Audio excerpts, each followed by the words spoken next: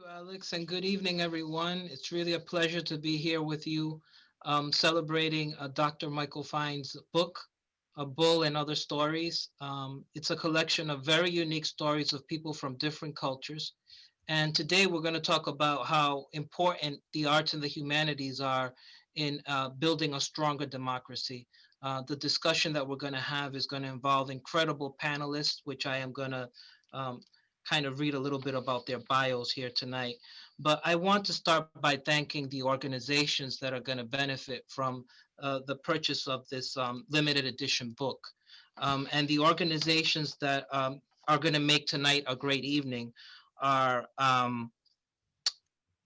Progresso Latino, of course, Mixed Magic Theater, Books Are Wings, the Providence Community Libraries, the Learning Community, Fuerza Laboral, Project Health CV, and College Visions.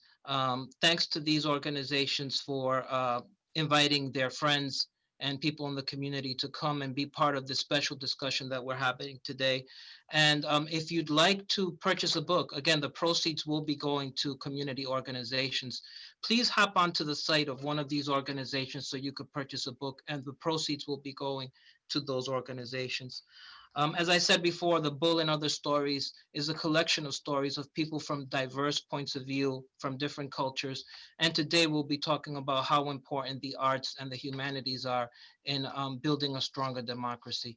And I want to start by introducing our special guests, our panelists who are here with us today. Samuel Shem is a psychiatrist, a novelist, a playwright, and activist. He is the author of 6 novels, including The House of God and its recently published sequel, Man's Fourth Best Hospital. The House of God has been read by virtually every doctor in the US trained after 1978. It has been called one of the 2 most important American medical novels of the 20th century by The Lancet, and chosen by Publisher Weekly as the second on the list of the 10 best satires of all time. Shem is a professor of medicine in medical humanities at NYU Medical School. Welcome, and thank you for being here tonight, Samuel. Thank you very much. With us tonight as well is Kathy Clasper Torch. Kathy is an inspirational performer, a teacher, a recording artist who's based here in Rhode Island and has been part of the music scene for the last 25 years. She performs a wide variety of music genres and is most happy when she's able to improvise and collaborate with others. Welcome, Kathy, and very happy to be with you tonight. And we will be hearing from Kathy. She's going to be playing for us this evening. With us as well is Ricardo Pitts Wiley. He is a critically acclaimed actor, playwright, director, and poet and composer.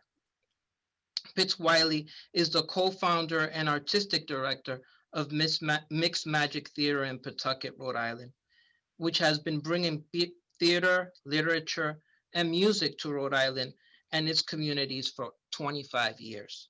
He gained national acclaim for his page-to-stage application of Moby Dick.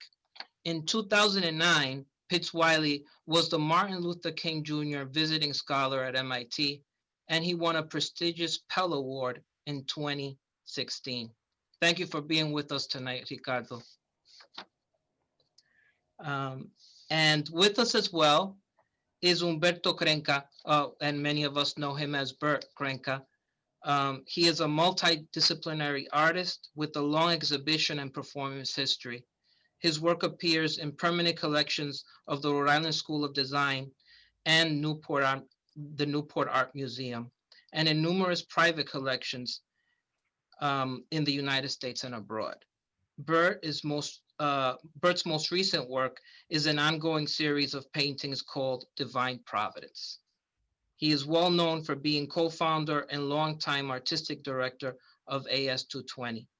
And he is a passionate advocate of the conviction that all people should have access to the means to cultivate and express their creativity. Thank you for being here tonight, Bert. We really appreciate you being part of our panel tonight. And without further ado, last but not least, Dr. Michael Fine. He is a writer, commentator, community organizer, family physician, and a public health provocateur. Yes, we know that. Everyone knows that in Rhode Island. He is the author of 5 books and many short stories, including The Healthcare Revolt, How to Organize, Build a Healthcare System, and Resuscitate Democracy, all at the same time.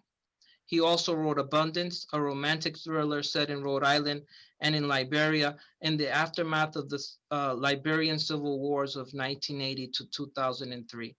His newest book, which we're going to talk about tonight, is called The Bull and Other Stories. Welcome this evening, Dr. Fine. The stage is yours. Thanks, Mario.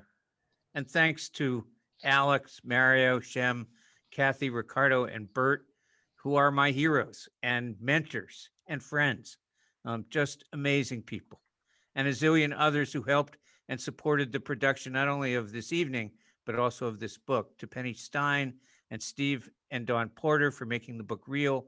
To Carol Levitt and Gabriel and Rosie Fine, my immediate family, for putting up with me as I do this work. And of course, to our partner organizations tonight, Progreso Latino, Fuerza Laboral, Mixed Magic Theater, Books Are Wings, the Providence Community Libraries, the Learning Community, Project Health CV, and College Visions, who not only deserve your support, but do incredible work. Thanks for the work they all do every day and for joining us tonight. We live in interesting times in Providence and in the United States. That's an old Chinese curse, but we're in the middle of it. On the one hand, we live in amazing material abundance, or some of us do, and unprecedented physical comfort, at least for some of us. We have heat, light, clothing, housing, transportation, education, and entertainment with more channels than anybody can count. At the same time, too many are left out, both here and around the world. More of us than ever have at least some of what FDR called the 4 freedoms, at least until recently: the freedom of speech, freedom of worship, freedom from want, and freedom from fear. But not everybody has them. Not everybody has them equally, and not everybody has them enough. But we've also seen many of our fundamental values attacked or questioned, certainly in the last few years. Some question free speech, understanding at the same time the harm that's done by hate speech. Some question democracy itself, at least when it produces a result they disagree with or includes people they don't like. And we, as a culture, have begun to question the value of human life itself. In the United States, we just chose commerce over protecting our most frail, choosing to keep bars and factories operating at the cost of what's going to end up half a million lives. As I said, democracy itself now appears to be clearly under attack. I can make out 3 necessary conditions for democracy. First, agency. People need to feel like what they do matters, and people need to feel like they can do, they can speak, they can act, and that it counts. Second necessary condition for democracy, as I see it, is equality. The notion that everybody starts from the same place and has equal agency. And the third, and probably the most important tonight, or one of the most important, is imagination. Our ability to see the lives, the inner lives of other people, and to see ourselves as one people at the end of the day. And I can also make out 6 clear and present threats to democracy. First, the emergence of inequality, which has grown worse over the last 40 years. Second, the concentration of wealth and power in the hands of fewer and fewer people. Third, what my friend Bill Bishop calls the big sort, the notion that some of us are going to live here, some of us are going to live there, and that sorting out happens as a function of race, a function of income, and a function of social class. But that's left most of us knowing mostly people who we think resemble us in some way. Fourth is the segmentation by market and genre. so that we not only know, but also hear only about what someone else thinks our behavior predicts we're going to like. Fifth, the fifth threat is the devaluation of democracy itself, where there are too many of us who don't think democracy matters, who think only freedom matters, and don't see that democracy and freedom are co equal values that need to balance each other off if we're going to have a sustainable future. And sixth, the sixth major threat is the valuing of profit over people. In COVID 19, we allowed some to profit while others to suffer. We have gotten to the point in this culture where we're allowing some people to make money off the misfortunes of others. We Americans may turn out to be the people who took some ideas about freedom, dignity, and democracy that were meant for just a few people and tried to blow that up, tried to expand it. Um, that we may turn out to be people who keep stubbornly misunderstanding some of the founders' intentions. We keep banging our heads against the wall, trying to open those ideas and those freedoms up to more and more people, even though some of us apparently want to keep freedom and democracy for themselves. We keep pushing the envelope too slowly. We get distracted and co opted, but we keep doing it, hammering on it again and again, imperfectly and unequally, and somehow remembering what Winston Churchill said about us, which is that you Americans usually get the right answer after you've tried all the other ones. So, what's the role of literature, art, theater, and music in this messy, imperfect democracy? I think we have a couple of really important contributions to make in literature, art, theater, and music. First, literature, music, art, and theater give voice to everyone, to the forgotten, the ignored, and the scorned, so that we see and feel the inner lives of other people. Second, literature, music, art, and theater help people to see and hear in new ways, so we don't miss any of those voices or any of their ideas. And finally, literature, music, art, and theater work to inspire the imagination so we see ourselves as the one people we actually are instead of warring factions. That doesn't mean letting the rich and famous, the arrogant and the smug, the racists and the greedy, and the demagogues off the hook, not for 1 second. That doesn't mean exploitation or cultural appropriation. Telling truth to power for sure, but also telling this story, these stories, listening to all these voices and weaving them together so that we can become one people indivisible after all, with liberty and justice and democracy for all. For all. That's what theater, music, art, and literature brings to the table. And my guess is that we just can't get there any other way. The people you're about to hear from next have done this work far better than I'll ever do it. They're friends and mentors and heroes, and I can't tell you how thrilled and honored I am to have them with us tonight.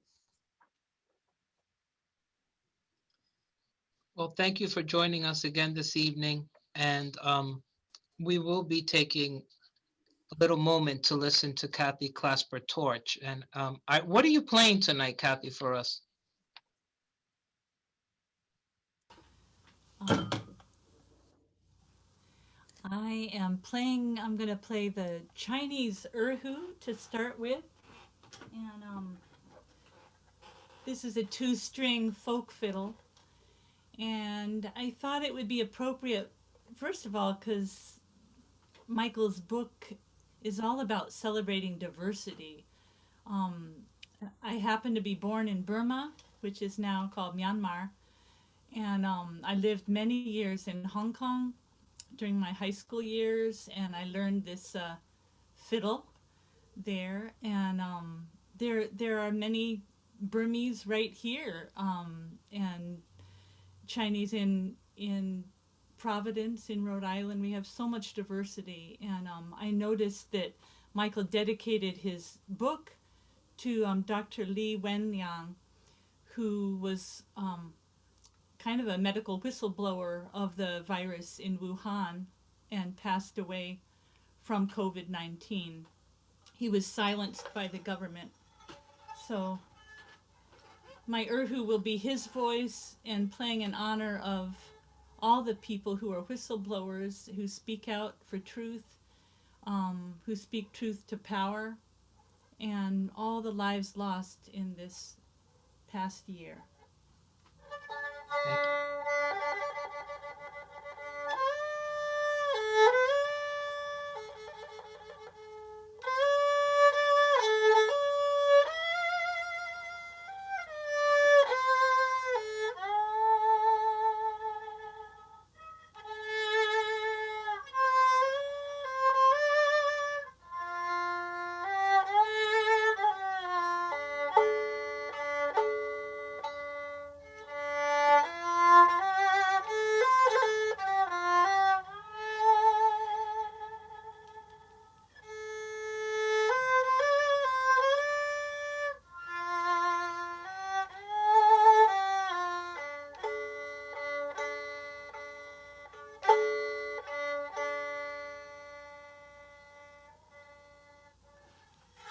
Wow, that was beautiful.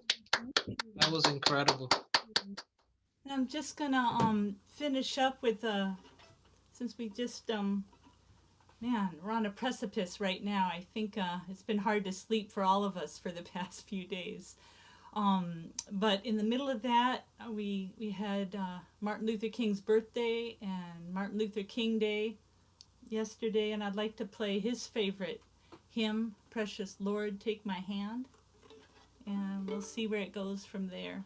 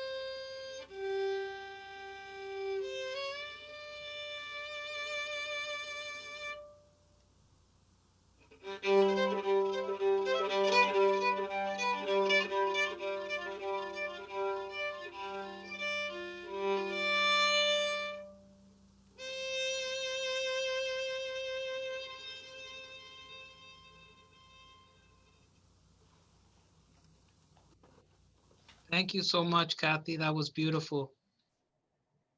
We hope to be able to listen to your music. How can we listen to your music in the future, Kathy? Uh, I have CDs and a website, which is just my name. Oh, great, great. Many. And you can look on Spotify and find find it there too. Just put my name in, I guess. Well, thank you so much for Thank putting us you. in the spirit now of dialogue. Thank We you, really Michael. appreciate this beautiful music that you played for us. And now I guess we're going to be starting with panelists and our discussion about the topic that Dr. Fine so beautifully described. And we have a list of questions, but again, the public that is listening to us can send us via chat any questions you feel that we should be discussing as well. And I'm going to start with one of the hardest questions for all of you. And the question, is it okay to write in the voice of someone who is from a community that you don't come from yourself? So that's our first question for the evening. And after this dialogue that we have, Dr. Fine will be reading one of his short stories. So please don't go away. And who wants to start in terms of answering this question? I don't know if Ricardo wants to start. I'll start. I think that is a very difficult thing to do, to write in a voice that you really don't know, because you have a tendency to make up things. But if you seek to write in a voice of a community or a group of people that you really don't understand, the first thing you ought to do is go to those people and ask. Ask, how do you do it? Ask their permission even. But also, if your intent is to use that voice to promote your own agenda, you're probably going to run into problems. Uh, uh, you have to honor the source of the voice. If you're not able to honor the source of the voice, you probably shouldn't do it. Thank you, Ricardo. Yes, you had mentioned in the past, we often, writers will write in the voice of a woman. So as different characters. So of course you have to go out and communicate with those people so that you can, relay their story and what they feel and what they're going through. So that's very important. And you also have to give them the people that you're talking about. You have to give them a lot of opportunity to censor what you say, because we can, as writers and as artists, we can become very defensive about our art, as if we own art, and we don't. We are responsible to give art a voice, but we're also responsible to honor the source of the voice. Yeah, Thank you. I've had an interesting path through this, because my first novel, The House of God, which was about my medical internship at the Beth Israel Hospital, was published in 1978. And for instance, in my class of 16 interns, there was only one woman. All the rest were white male. Well, all the rest of us were males, with a couple of people of color. And what happened, the book has become quite successful. And what's happened is, after all these years, suddenly there's some criticism coming toward the book about a white privileged man writing about women. And that's been a difficult path for me. And I think it's exactly what you said, Ricardo. You have to be open, you have to listen, you have to do your best, and make the leap out of a deep understanding of your particular race, and maybe things that alter it, looking to other people, but also of other people's race. And I think a writer can do that, but in doing it now, I think writers have to be very open to anything that comes back from it and learn from it.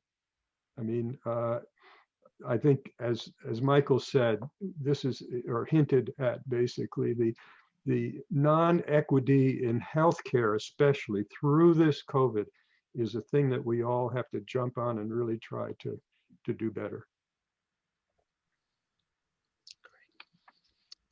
Well, I have another question for all of you. Um, how do we reach out to and include people who hate us? So that is a question. How do we reach out to and include folks that don't represent our point of view? I have to respond to that question. There was a book, a title of a book I remember when I was in high school called "Everything That Rises Must Converge." Mhm. And it was a concept that I have embraced all of my life. That if as long as I'm on an upward trajectory, others on the upward trajectory will find each other at some point. We can't always determine when that access will happen, but it will happen. Sometimes people of goodwill have to leave the haters behind. And as an African American, we have often been responsible for being the teachers of haters. And that's not our job, because sometimes the haters' intent was to destroy us. So I don't spend a lot of time trying to change people's hearts. I look for a place where a person with a heart can meet me at a place where we have distanced ourselves, both of us, from the haters. Dr. Fine? Yeah, I struggle with this hard. I live in Situate, and some of my neighbors have different beliefs than I do. And what's amazing to me is not amazing to me, it just is part of the deal that just because people don't believe the way I believe doesn't mean that they're not really good people. A lot of them are really good people. That is to say, they'll give you the shirt off their back. They're honest and trustworthy. Um, and, they take care of their kids. They want everybody to have an equal shot, but they have different ways of approaching it. And it's been a real struggle for me. But I think it's kind of important to both listen to what they've got to say and make sure that the conversation continues, make sure that the human connection continues. And also to sort of to represent their voices in what I'm writing, and try as hard as I can to get it as accurate as I can, and test it out and be ready to change it, as Ricardo and others have said. But I think that's the way we get to a literature, an art, and a theater of one people. I think even in disagreement, I got to listen.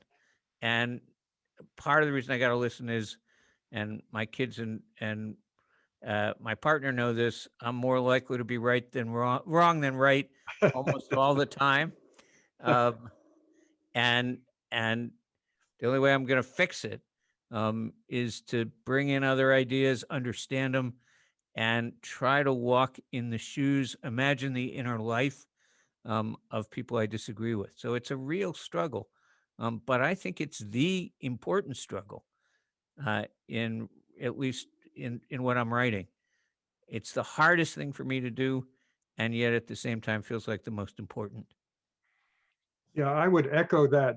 Tolstoy said the measure of an artist is the love he shows his characters. And Shakespeare, of course, could do this. What happens when I'm doing a novel, very often I start out with a loathsome character, often from my experience. And it takes me about 7 drafts to imbue him or her with the qualities that can be lovable. That's what really, otherwise it's just polemic. I mean, I think, and so the way that you move through that as an artist is really you're learning much more about what's going on in your life as well. Yeah. Hey, I'm on a Zoom call. Well, I'm not going to share easier questions. They get harder into your pen. Could I come in for just one moment? Sure, Ricardo, go ahead. All right. That you seek to distance from yourself from a hater doesn't mean that you start that process by cutting off dialogue. That is not something I mean to imply. Sometimes I have found that the best way to give another person a chance to make a decision or change their mind is to deny them the opportunity to say, I didn't know. Yes, if you know something and you make a bad decision, that's on you. But the only way you have a chance to make a decision is to know. So often in my students and my classes when I teach, I have to start off by saying, part of my job is to give you new information, but part of my job is to deny you the opportunity to say, I didn't know. And you have to start off by an attempt to share. But also, as an African American, I know hate is a weight. It's like an anvil around your neck. And if you invest too much time in hate or haters, all you're doing is weighing yourself down. I agree with that.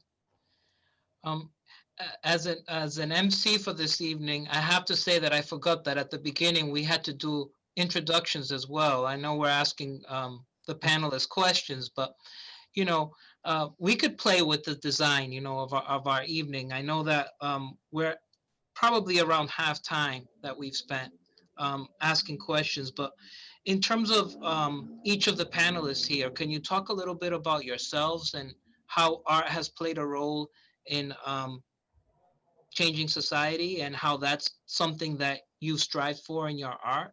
How have you used your art to impact our democracy?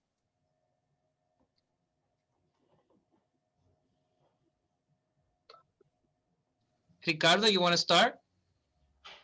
I was waiting for Bert to speak because I'm totally interested in what he has to say. He's muted though right now.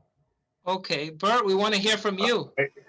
Well, I'm here. I think I kind of misunderstood the format because I wrote about a 2-minute piece, 2.5 piece related to this and to the book. These ideas, but like when I don't even know where to go. I mean, I opened the place with the naive idea that I would save the world by creating an unjuried and uncensored environment for anybody and everybody. And I truly meant unjuried and uncensored. And there were things that happened within that environment that were very challenging to me and other people. And my feeling was that the stage and the gallery walls was the forum. And that we weren't going to be afraid to present and to hear things that we disagreed with. And it was a battle to maintain those policies. And I put up with, I shouldn't say put up with, but I faced a lot of challenges and criticism all along the way. And often from people who had previously claimed to be very open-minded and accepting until something occurred that they disagreed with, whether it be on the left side of the argument or on the right side of the argument. And in some ways, I think it has been a pretty successful experiment, and it has had a lot of influence in the community. But I can't begin to tell you how challenging it was to get people to accept the idea of an open, unjuried, and uncensored environment. It was a daily struggle. And again, even with those who had claimed to be on board and believed in that possibility, part of the rationale, I gotta end this quick, but the part of the rationale of all of this was that I would rather hear those people on a stage or on a gallery wall and have the ability to confront them as opposed to them hiding under hoods in the middle of the woods in the middle of the night. and not knowing who they are and not being able to challenge them. I've had my haters over time. Some of them went very public with their critiques of me. And my policy when I had the strength and the courage was to be relentlessly polite, to always welcome them into a conversation. And I would say on many occasions, they accepted my invitation to a cup of coffee. And it's remarkable what proceeded from there once that commitment and that step was made, you know. And I can't tell you that I was always successful, and I can't tell you that at times I didn't, that my ego and my feelings didn't overwhelm me and that my reactions were less than admirable sometimes to people. That was certainly happened. But I really believed in creating that opportunity in those forums where these conversations could happen. And I still believe in it, you know. I'm not sure how we're going to bridge this gap. I think stories are really important.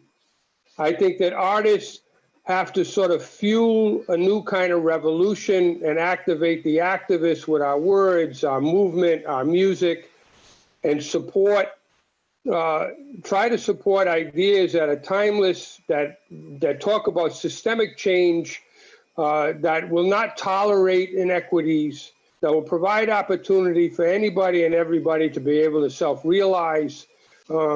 As a species, we've created the capacity to be able to feed the world. We've created the capacity to house everyone. We don't. We fail miserably. We have the capacity to love the planet. We have the technology. We have the knowledge, but we don't. So what is it that gets in our way, you know? Anyway, that's enough. Oh my God, that went on way too long. Thank you, Humberto. Thank you. Do any of our other panelists want to say a few words about their work and how they feel that, you know, how their work impacts our community, our politics, our society, like Humberto just spoke about very Yeah, eloquently? I'd like to say something about that. I went into my medical internship in Boston, and it was so brutal that I thought, hey, this isn't just, you know, something's wrong. Hey, wait a second, something's wrong here. Somebody has to do something about it. And so right at the beginning, being a 60s refugee, this was a novel of resistance to an unjust system. And a lot of people hated me, and a lot of people, younger people with me, liked what I was saying because nobody had ever kind of said it this way, you know. I was but here's sort of how it became effective, I think, by word of mouth. It really made its way, et cetera. I didn't have reviews in it or anything like that. And I decided, I was rather a purist, and I decided I didn't want to go out and promote my book. I didn't think real writers did that. So I just went on with my medical training until one day, 2 years later, for 2 years, I never said a word. And I had a lot of invitations. And the letter said, it was from, through my publisher, and it said, I'm a doctor in a VA hospital in Tulsa, Oklahoma. And if it weren't for your book, I'd kill myself. And I had this thing in my gut, and I said, well, maybe I have something to say. And so I started accepting invitations, and that's 40 years ago, and I've never said no to a particular, as long as they're okay, invitations. And lo and behold, I think in fact, it made a difference in terms of training for medicine. And then just recently, 4 years ago, I was thrust into a job as a professor at NYU Medical School. And all of a sudden, I saw modern medicine, which is basically about it's losing its humanity for doctors and for patients and nurses and all. And it's only better for the insurance industry. and met, and I all of a sudden saw the new book that I had to write. It's an unjust system, and medicine has become about money and computer screens, which means money and money, because these are billing machines. And lo and behold, I wrote a sequel to The House of God that came out recently called Man's Fourth Best Hospital. And I have been absolutely grateful and lucky that this has had some effect. And by the way, I just want to say congratulations, Michael Fine, for this wonderful book. And I can't wait to hear you read. It really is good. Thank you. Thank you, Samuel. It goes to show that the fight never ends, that the struggle continues, and it just changes over time from one, the focus on one area to another. But the system always needs refining. It always needs to look at what the needs of the community are. And your work has been an example of that over the years, that, once you start working and trying to express what people are facing and what they're feeling in the system, that there is still always room for change. And that's very important. So the arts really play an important role in our everyday lives in different ways. I mean, you're mentioning the hospital system. That is a system that affects all of us. We all, one day or another, go to a hospital. So it's so important. Right. Thank you. Yeah. This is another part of the responsibility of the arts, and Shem, I just so inspired by what you're saying, but there's also sometimes you don't know you're connected to other people Right. until you see it until you see it. I can remember I was doing a play I wrote, Celebrations of the African Odyssey. There's an African princess who's stolen and kidnapped from a village, sold and enslaved. And the village wept, just wept. And at the end, it was the intermission. At the intermission, I saw this couple sitting in the audience, just sitting. And something told me to go up and ask them, was everything okay? And they said, we lost our son to a drive-by shooting a year ago. And we thought nobody understood our pain until we saw this. And we knew we weren't alone. I walked out of the theater and I met a group of continental African people. And they said, you Black Americans think you're the only ones who suffered. But this show showed me that somebody understood that the people in Africa suffered too. But the same could have been said of people who went through the potato famine, who went through the Trail of Tears.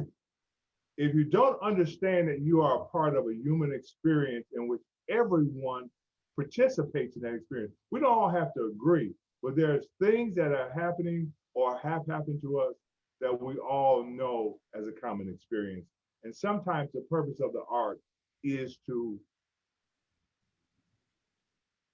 show people that you're not alone. Right. Right. Exactly. Well, thank you so much. I have another question for the panel, unless Kathy, unless you have something to say about your work and how you feel that impacts our democracy, our politics, our society. Well, I think, I mean, as an instrumentalist, I prefer to play my instrument rather than, I don't write lyrics to songs. So I'm not speaking.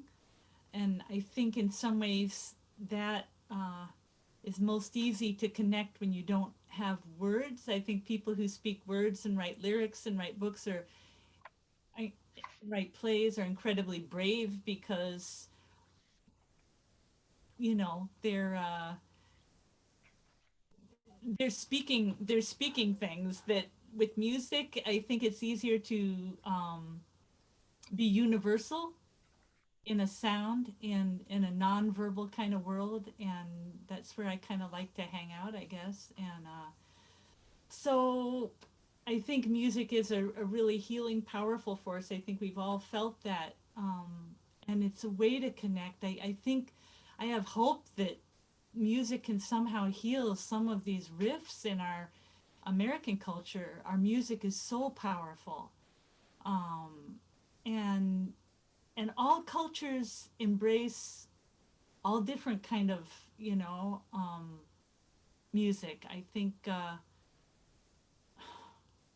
we are a melting pot that way. I mean, you can't hear rock and roll without hearing the roots of jazz and music brought over by African slaves. I mean, we can't think that we're unique. We're coming from many hundreds of years of something before to be doing the music we're doing now. So we're all connected that way. And yeah, I think music is a healing force. Thank you. And thank you again for playing for us. And we know from the chats that it's your birthday today, so happy birthday, Kathy. What a great occasion for us to have you during your birthday. So we appreciate you. And we have other questions to share. If just before Dr. Fine reads a short story, we're almost running out of time, but we can at least, we're going to ask one more question before Dr. Fine. How long are you going to be, Dr. Fine? Like 5 minutes, you think? About 10. About 10. Okay, and we're ending at 8? No, we can go to 8:30. 8:30. Oh, good. Okay, great. So we have another question for you all to discuss, and that is, how do we as people tell ourselves the truth about who we've been and who we are?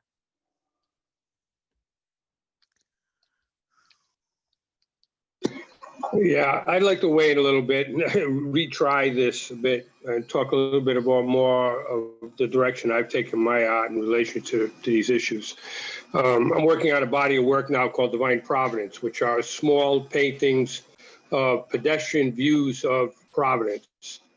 I've been through a lot of different cycles in my work. Some of it was explicitly political at times, but at this particular time, I felt I wanted to dedicate myself to a body of work that people could really relate to, particularly under the COVID pandemic and all of this.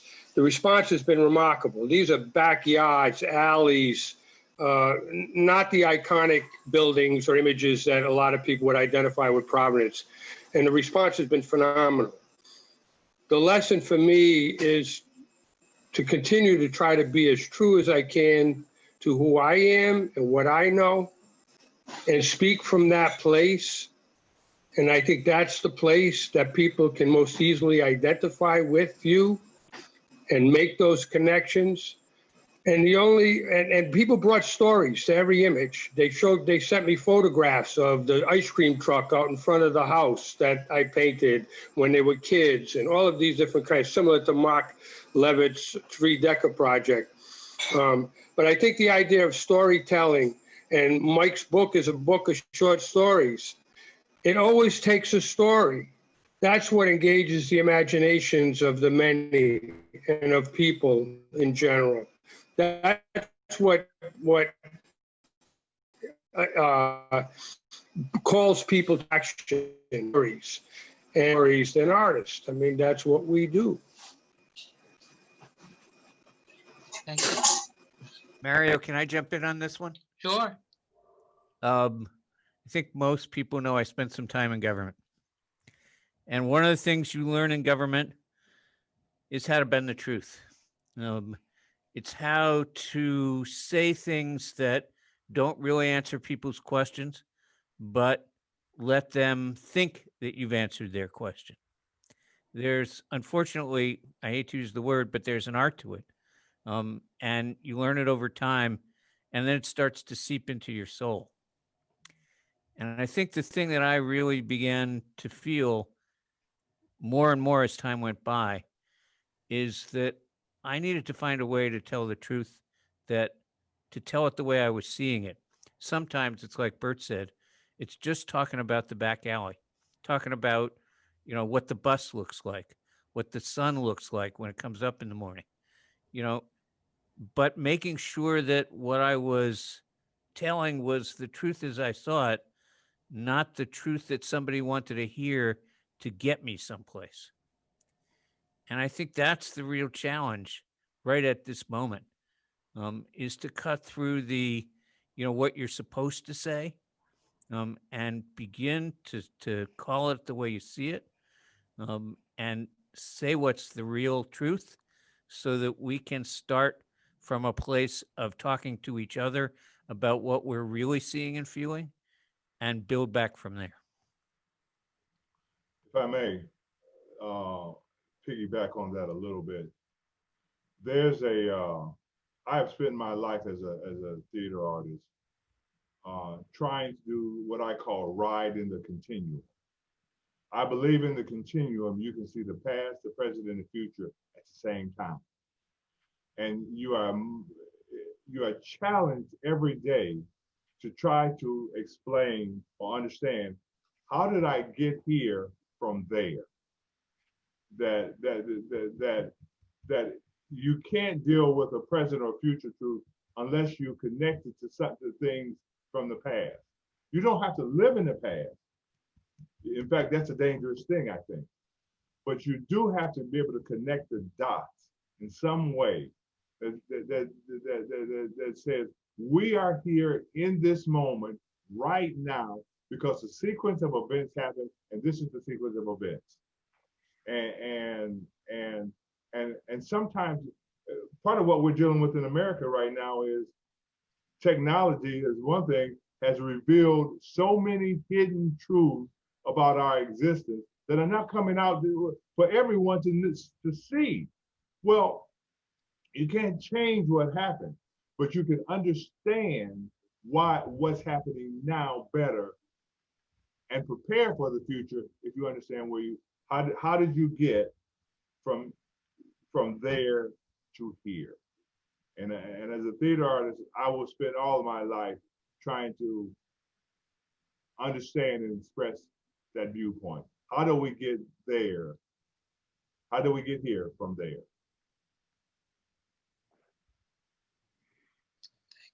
Thank you, Ricardo.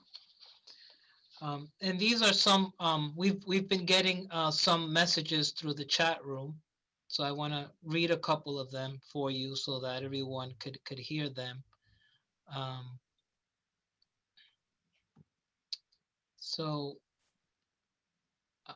Bert, I love your Divine Providence series. To me, it is inherently political, precisely because it reflects and honors the lives of ordinary working people. Thank you for all you have done for the people of Providence. Jolanda Adams says, today at the Biden-Harris Memorial Service for the 400,000 dead from the pandemic, it was an astonishing moment. So these are just messages that we're getting from everyone who is listening.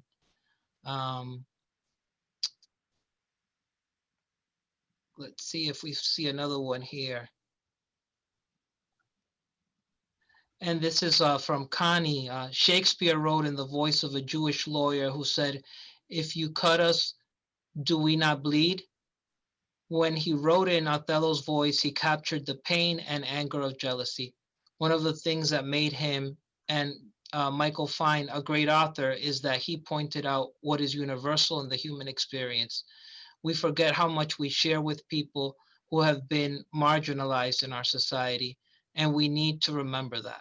So these are some of the voices of folks who are listening to us today. We appreciate their contributions to our discussion. And I'm gonna. If I may comment on the Shakespeare comment, we also have to remember that Shakespeare put both Shylock and Othello in his world. He didn't necessarily understand Shylock's world. He just had him react to conditions in his world.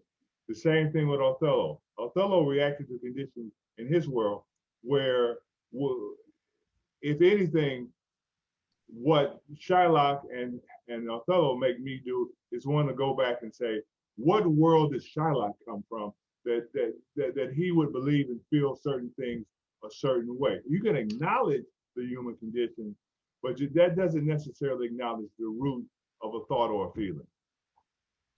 So Uh, I'm a fan of Shakespeare, but I'm also I also question his foundation sometimes. yeah, and Ricardo, you had mentioned previously when we were preparing for tonight, you talked about knowing about who's writing the story. Can you talk a little bit about that? Well, I'm always curious as to who's writing the story, who's telling the story, whose story is who's telling the story, and why are they telling it now? Why are they telling it? Sometimes we tell a story like the Merchant of Venice to make Christianity out to be the premier religious ideology. That ultimately Christianity is a faith that the only faith that can be adhered to, or that has rules, or that in Italian culture, a black person could gain some rights as long as they serve the people of Italy. You know, whose story is being told, who's telling it, and why are they telling it, and why are they telling it now? And I think that's a question that I hope people who observe theater are constantly asking, even in writing a novel or writing a book. Whose story is being told? Who's telling it? Why are they telling it? Why are they telling it now? And it doesn't discredit the writer. It challenges us, I think, to understand more deeply the nature of art. Yeah, I totally agree. There's another thing that hasn't been mentioned, which has become kind of important in all my writing. When we went through this horrible indoctrination system, brutal system in the internship, when I sat down to write about it, I realized that this is so bad that the only way that someone would read it is if it rode on humor, as we used humor to get through the experience. And for instance, there are some laws in the house of God, and some of them, I don't know if they'll be funny for a general audience, but one of them that's very helpful when you're starting to be a doctor is the first thing to do at a cardiac arrest is to take your own pulse, right? And when I go out now and I talk about the mess with the insurance problem that we all have, medical insurance problem, I say, has anyone, in the old days when you could go to a theater, we don't go anymore now, but has anyone in a crowded theater, when someone falls down on the stage, hear a shout go up from the audience, is there an insurance executive in the house? Right? And, I use that because then what I say is, hey, we are doctors. We do the work. We and nurses and other people in healthcare, we do the work. If we get together, we can change the system. Nurses are terrific because they have a union, but doctors don't do that. But what I'm saying is humor can connect people. Even, even Southern doctors who are really rednecks, they laugh about that, or they hate insurance companies just as much as everybody. So humor, if anybody out there wants to think about how to write, it's always very helpful. And Mike, you do this too, Michael Fine. If you get somebody to laugh, that's a connecting moment. It's always a connecting moment, even across, race, culture, etc. And we get so angry at each other sometimes that we don't do that. But, the other thing that I've really come to realize about all of this is the danger of isolation and the healing power of good connection.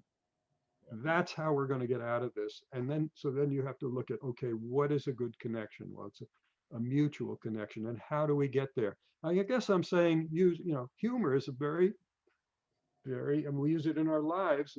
And actually, if you can get it into a book, it's very helpful. Thank you.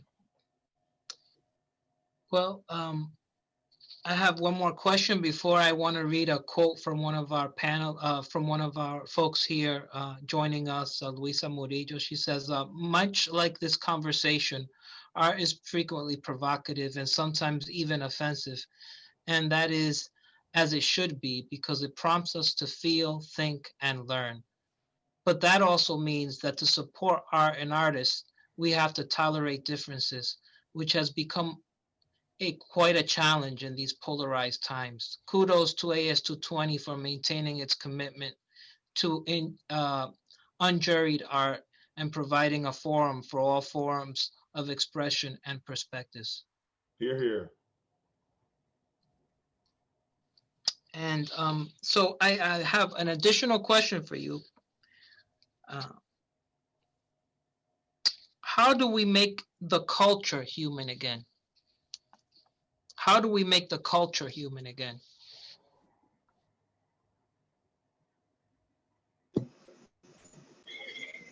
I'll say something. I mean, there's a paradigm shift happening.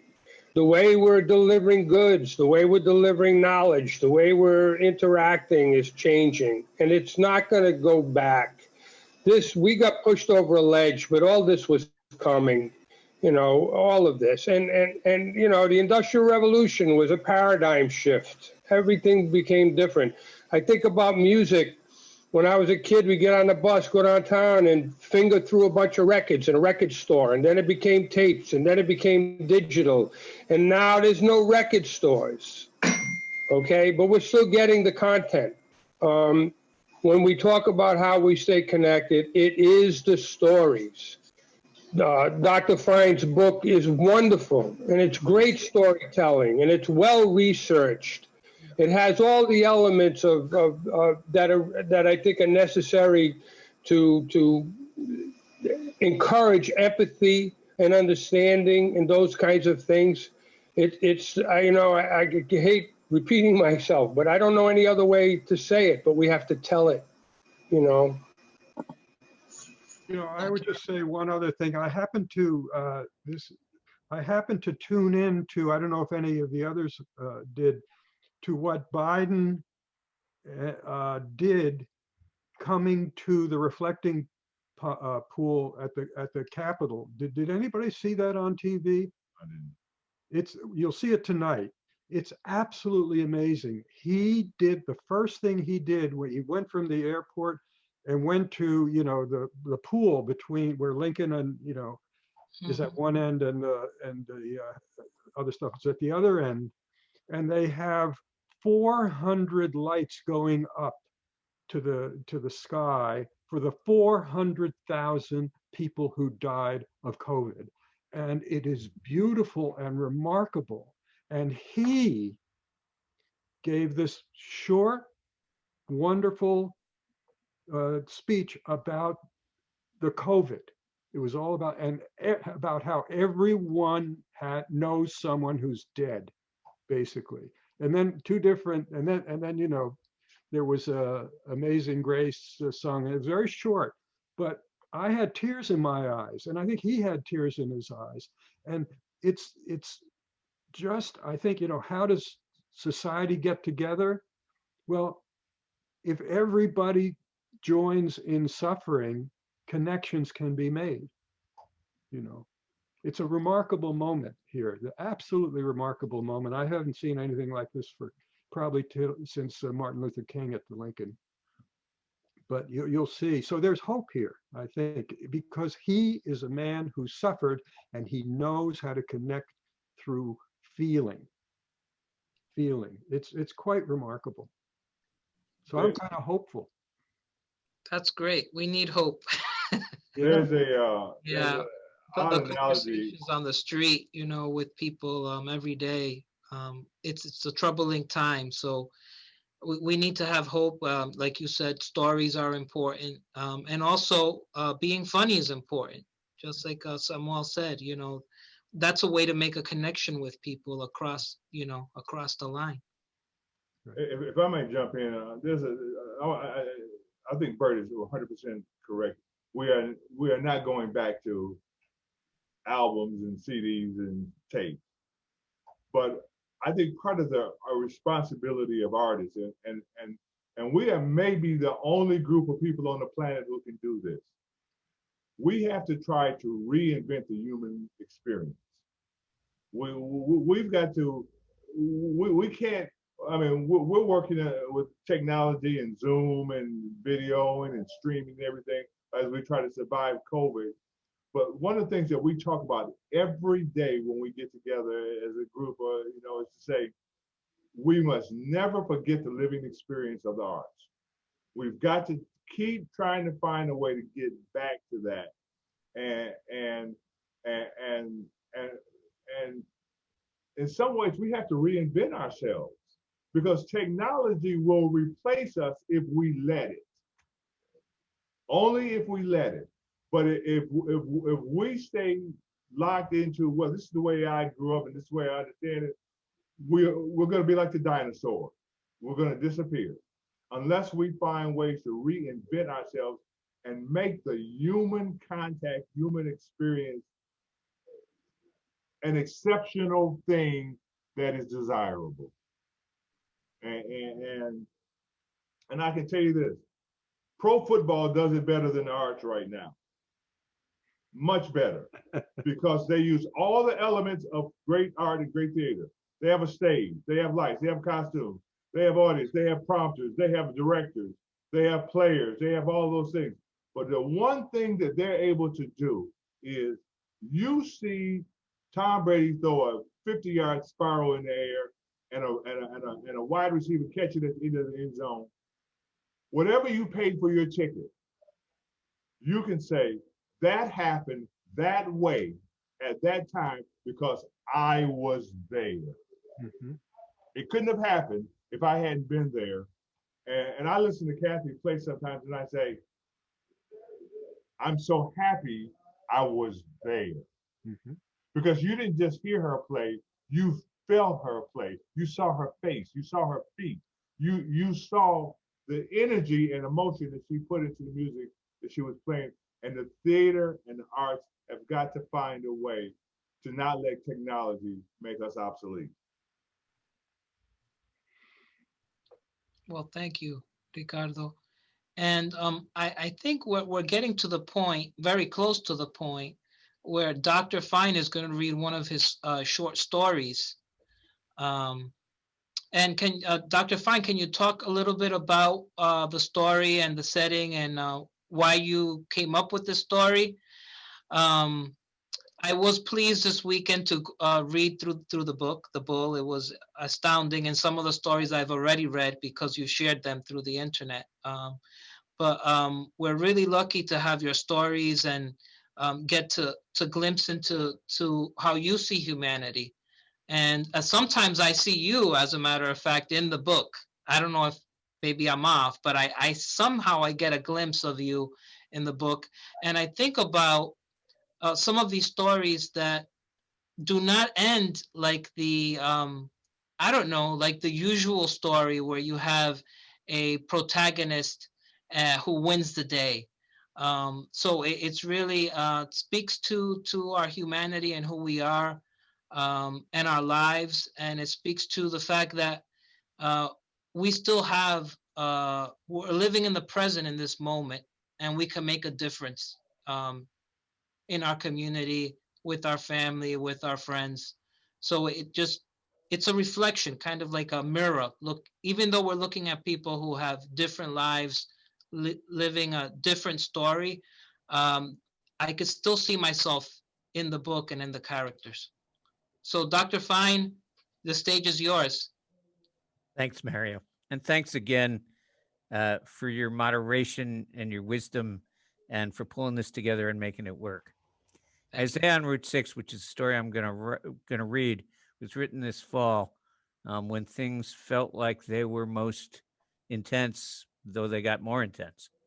And to pick up on Ricardo's point, Isaiah, there are some people who think that Isaiah was not one person. The book Isaiah includes the language of at least three, maybe four people that somebody put together, and the somebody was probably the guy who counts as the prophet Ezra at a specific time in history to make a specific, actually quite political point about not having kings and treating everybody fairly. So I started thinking about a couple of things.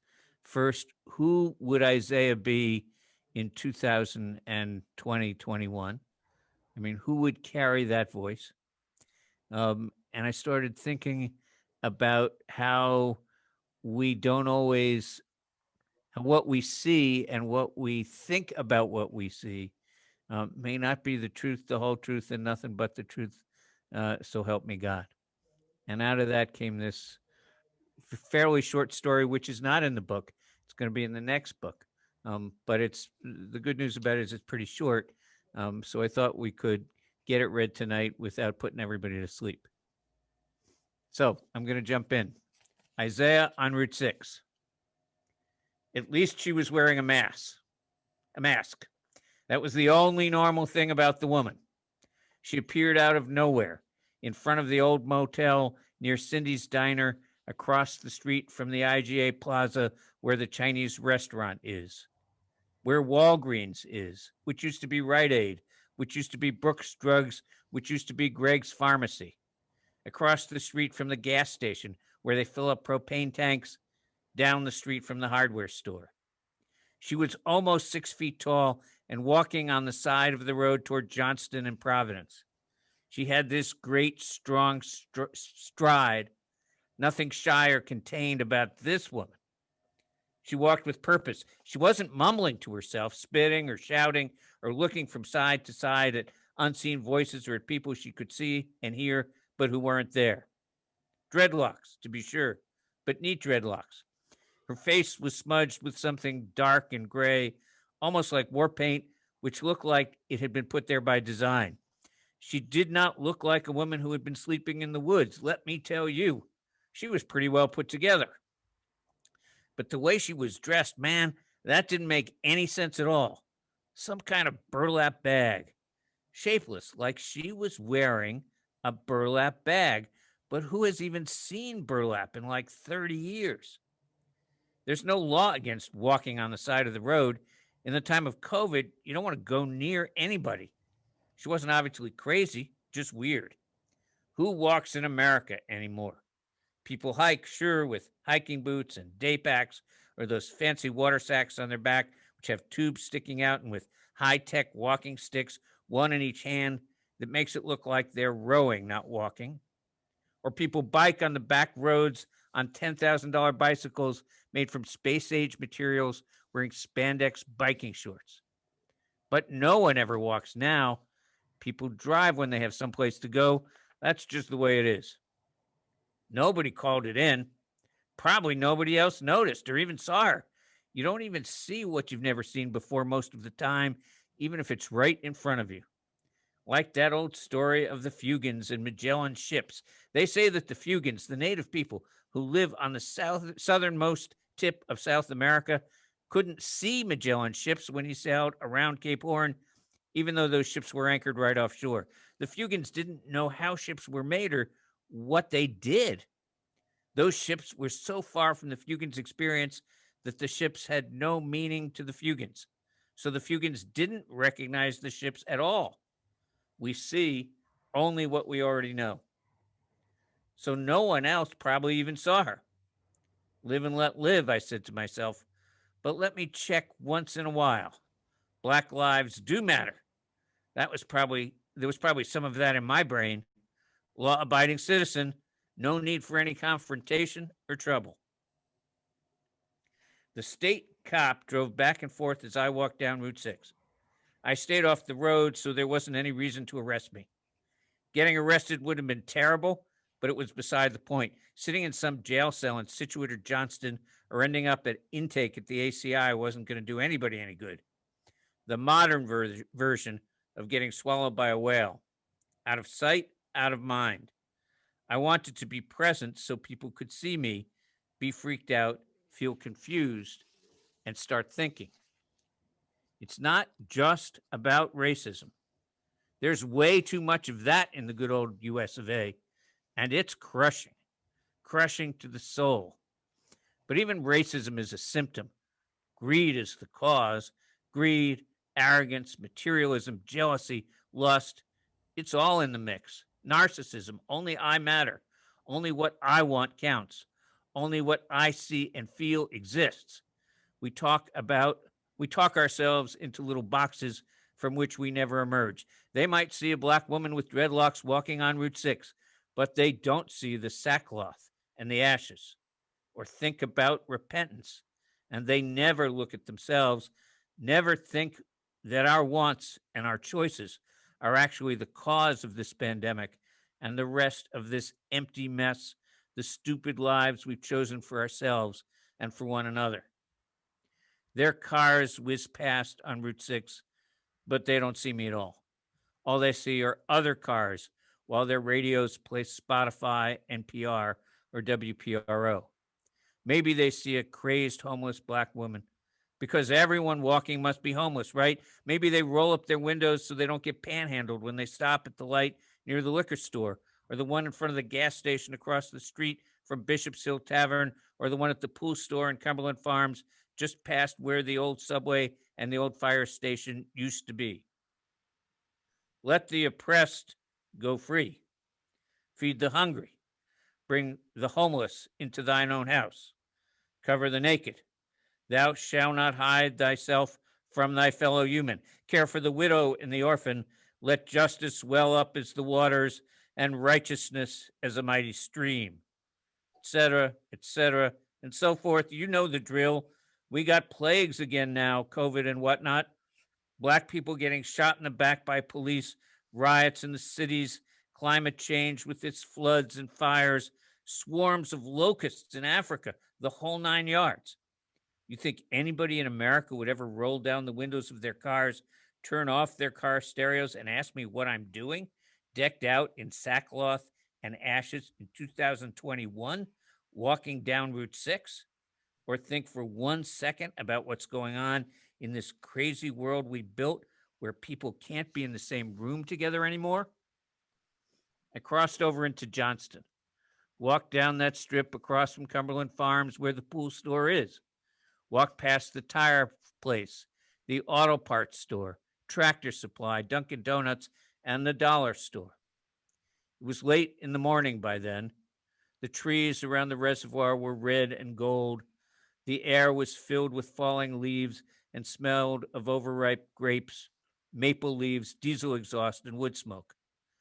You don't really live unless you walk in the fall air. You live and you feel and you breathe when you walk. Mine eyes were seeing the glory of the coming of the Lord right here and now in Johnston, Rhode Island. You might think the Johnston cops would have noticed. You know how they are, but nothing. Nobody even slowed down to gawk. Just that state cop who drove by every couple of minutes. I wasn't expecting the guy at the house near the reservoir. The houses there are all on a narrow strip of land between the road and the water. No sidewalk. She had to walk on the lawns and the driveways with only mailboxes between her and the whizzing cars, which all do 55 in a 30-mile-an-hour zone. Just saying. Okay. There was a big flag flying from a huge flagpole in front of that house. The guy came barreling down the road in a big blue F-350 with double rear tires and a swept-up exhaust that was pouring out black smoke. 2 American flags, one on each side, snapped and fluttered in the wake of the truck, which coughed and bellowed and then quieted as it slowed where that woman was walking and turned into the driveway right in front of her. I didn't want trouble right then and there, but You always got to be ready. So I threw on my lights and swung the car around. There are 2 lanes in each direction over there. My vehicle closed off one of those lanes. Pretty soon there was a backup of 10 or 15 cars. The cars slowed and people turned their heads to see what was going on, as if they had never seen a state police car with its light bar lit up. The guy came out of his truck and ran right at her. No mask. Holy shit, I thought. Here it is. Stop, I yelled. My service revolver was pointed at the guy. I didn't think about it. It was just there. But it was too late. The guy grabbed her before he heard me. Janine, the big guy yelled. He was a big bear of a guy, 6'2" or 6'3" and 300 pounds if he was an ounce. Dwayne, she yelled back, and she wrapped him in a big bear hug. Then they looked at me. You have a problem, the woman said. You know each other, I said. Like for 100 years, the big guy said. We work at the ACI, the woman said. I'm a psychologist. I run the auto shop in Industries. Teach the guys a trade, the big guy said. I holstered my gun and shook my head. Maybe there is a God after all. Thank you guys for being here tonight. I can't tell you how much it means to me to have been on a panel with these amazing people and to have the people who are listening to us listen to us, and to work with these incredible organizations. Thanks to Alex. Thanks to Mario and everybody else. You're amazing people, and maybe we will get through this together. If maybe we can just start by being here together tonight. Thanks, everybody. Thank you. Bravo, bravo. Bravo. It was nice meeting all of you. Thanks, Mike. Hopefully, Dr. Fine will write his book very soon so that we could get together again. Hopefully the next one will be in September. Great. Terrific. Terrific. Thank you so much. Thank you. And we're closing on time. So Even better. Can I encourage everyone in our listening audience, make a plan, even if it's a year from now, to go see some live art. Make a plan and reward yourself with some live art. Exactly. Live art, read a book, listen to music, be connected. Also, if you read The Bull, the first story, think about Moby Dick. There's a powerful parallel between both stories. It's a great story too. Thank you. thank you so much, and thank you for purchasing the book. Remember, they're going to organizations in the community. You can go to their website, and when you purchase the book, proceeds will go to that organization. Thank you, Dr. Fine, for making that possible. Thank you indeed. It's a great book. Thanks, everybody. Thank you. Thank you, and have a good evening. Bye.